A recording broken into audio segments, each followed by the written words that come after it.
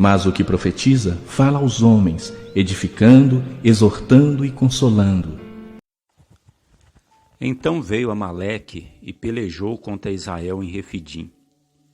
Por isso disse Moisés a Josué: escolhe-nos homens e sai, peleja contra Amaleque. Amanhã eu estarei sob o cume do outeiro, e a vara de Deus estará na minha mão. E fez Josué como Moisés lhe dissera, pelejando contra Amaleque. Mas Moisés, Arão e Hur subiram ao cume do outeiro. E acontecia que quando Moisés levantava a sua mão, Israel prevalecia. Mas quando ele abaixava a sua mão, Amaleque prevalecia. Porém as mãos de Moisés eram pesadas, e por isso tomaram uma pedra e a puseram debaixo dele, para sentar-se sobre ela. E Arão e Hur sustentaram as suas mãos, um de um lado e o outro do outro. Assim ficaram as suas mãos firmes até que o sol se pôs. E assim Josué desfez Amaleque e a seu povo ao fio da espada. Então disse o Senhor a Moisés: escreve isso para a memória no livro e relata-o aos ouvidos de Josué, que eu totalmente hei de riscar a memória de Amaleque de debaixo dos céus. E Moisés edificou um altar, ao qual chamou: o Senhor é minha bandeira. E disse: porquanto jurou o Senhor, haverá guerra do Senhor contra Amaleque, de geração em geração. Pois bem, você tem dúvidas de que Moisés estava orando? Ou você, meu irmão, minha irmã, pensa que não, Moisés apenas estava com as mãos levantadas. Enquanto ele ficava com as mãos levantadas, Israel prevalecia contra Amaleque. Quando ele abaixava as mãos, Amaleque prevalecia. Olha, eu não tenho dúvidas que Moisés estava orando também.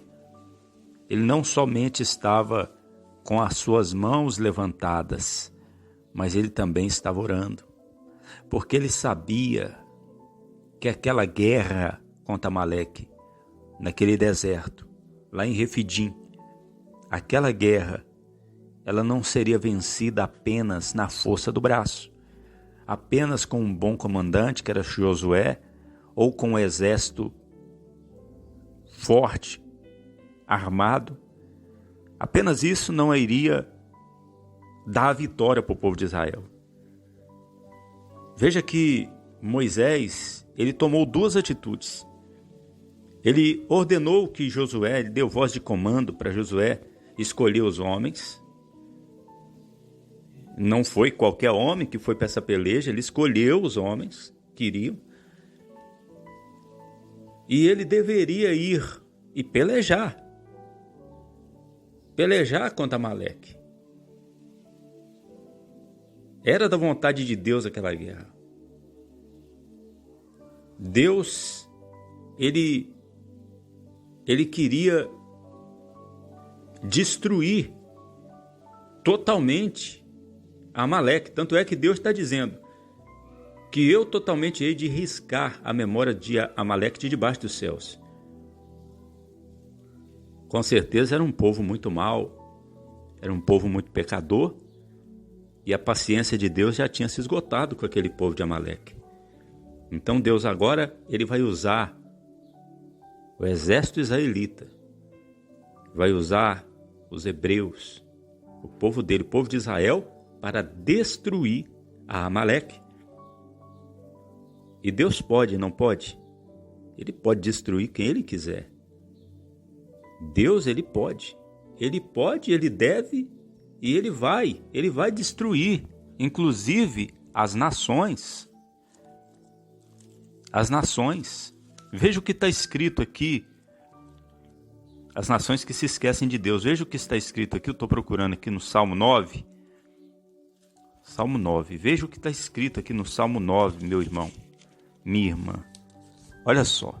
Está escrito assim: os ímpios serão lançados no inferno, e todas as nações que se esquecem de Deus. Olha aí. Amaleque era uma dessas nações. Amaleque era uma dessas nações que se esquecia de Deus, que era contra Deus. E veja que no Salmo 9, 17 diz: os ímpios serão lançados no inferno e todas as nações que se esquecem de Deus. Deus tem o direito de lançar no inferno, de destruir a nação que Ele quiser. Só que Deus vai fazer isso segundo a sua justiça. Deus não estava sendo injusto em querer riscar a memória de Amaleque de debaixo dos céus. Assim como Deus não foi injusto de destruir Sodoma e Gomorra, de mandar o dilúvio sobre a face da terra na época de Noé, de destruir ou mandar o povo de Israel destruir os cananeus. Deus não foi injusto. É porque a medida de pecado daquele povo já tinha se enchido. Você sabe que a paciência do ser humano se acaba muito rápido. Uns têm mais paciência, outros têm menos. A paciência de Deus, na verdade, Deus é longânimo. A paciência dele demora para acabar, mas uma hora acaba também. Uma hora acaba, a paciência de Deus acaba. E a paciência de Deus se acabou com Amaleque. E Deus contava com o povo de Israel para destruir Amaleque. Mas Moisés sabia que mesmo Deus querendo destruir aquele povo, era necessário haver oração. Mas Moisés sabia que ele precisava estar em oração diante de Deus. Não bastava apenas um exército poderoso. Não bastava ter um bom comandante, que era Josué, homens escolhidos, disposição para ir à peleja. Alguém tinha que estar em oração diante de Deus. Ele teria que subir ao monte, ao outeiro, e deveria estar com a vara de Deus, com a vara de Deus ali, na sua mão e com as mãos levantadas. Essa mesma vara que Deus ordenou que Moisés levantasse, estendesse sobre o mar para que o mar abrisse quando o povo de Israel estava saindo do Egito. E se viu ali diante do mar vermelho, Deus ele disse: tu levanta a tua vara, estende a tua mão sobre o mar e fende-o para que os filhos de Israel possam passar pelo mar em seco. Ou seja, Moisés tinha uma vara que era a vara de Deus. E Moisés ali, dando voz de comando, ordem para Josué ir à peleja, ele foi para o outeiro. E o interessante é que ele não foi sozinho. Arão e Hur foram com eles. Ainda bem que estes dois homens de Deus estavam ali do lado de Moisés.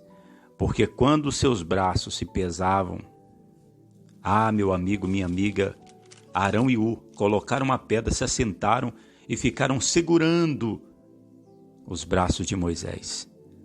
Porque quando Moisés estendia as mãos com a vara de Deus na sua mão, Israel prevalecia. Mas quando as mãos de Moisés se pesavam, ele abaixava um pouco a mão, Amaleque prevalecia. Mas com a ajuda ali de Arão e Hur, Moisés continuou ali firme até que o sol se pôs e a vitória foi completa sobre Amaleque.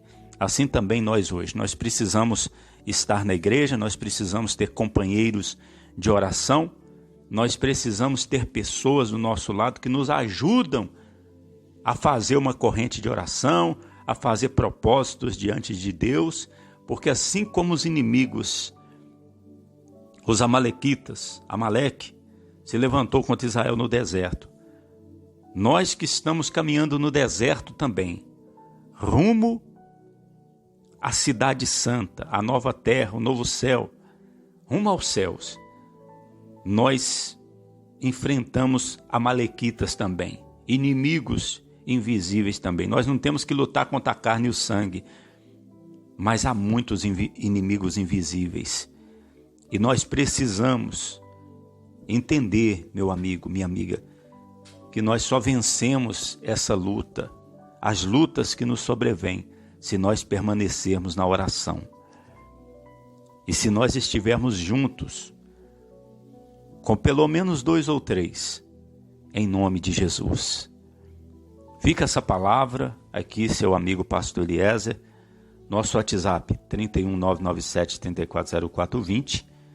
Eu termino dizendo: Jesus Cristo poderá voltar ainda hoje. Se Ele não voltar, estaremos esperando por Ele amanhã.